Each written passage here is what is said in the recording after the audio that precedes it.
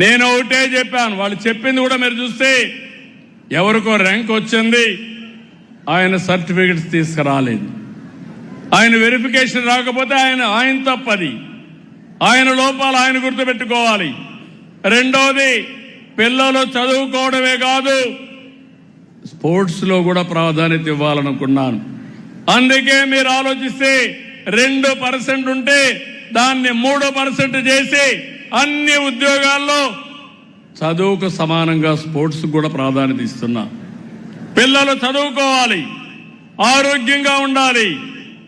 ఆరోగ్యంగా ఉండాలంటే ఆడుకోవాలి.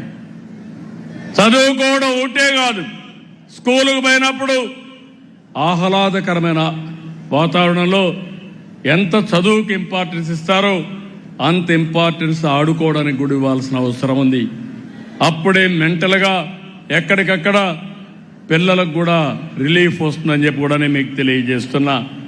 నేను ఆ ఉద్యోగాలు ఇస్తే మీరెందుకు ఇచ్చారంటారు. డెఫినెట్గా ఇస్తాను. అది Telugu Desam NDA policy. Guide lines కూడా మీరు చూస్తే గవర్నమెంట్ ఆఫ్ ఇండియా పెట్టిన గైడ్ లైన్స్ ప్రకారమే ఇచ్చాను తప్ప ఎక్కడా డీవియేషన్ లేదు. ఎక్కడో ఎవరో డబ్బులు అడిగారని ఇందులో అవినీతి జరిగిందంటారు. వీళ్ళ పిఏ 100 కోట్లు సంపాదించాడు, ఆయన ఆఫీసులో ఉండి దానికి సమాధానం చెప్పడు. నేను అందుకనే డిఎస్సిలో ఎలాంటి అవకతవకలు జరగలేదు, జరగనియను.